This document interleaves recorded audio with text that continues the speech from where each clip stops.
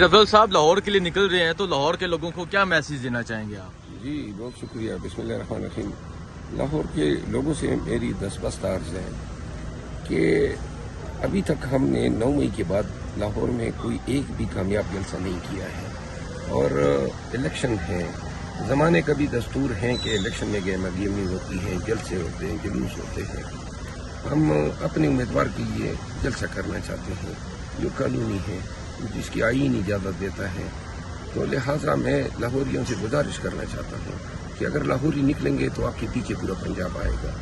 میں حاضر ہو رہا ہوں آپ کے پاس شالیمار چوک میں. آج 5 بجے ہمارا جلسہ ہے. آئیے، اگر کوئی آپ کو روکتا ہے تو یہ آپ کا روکا جانا غیر قانونی ہے.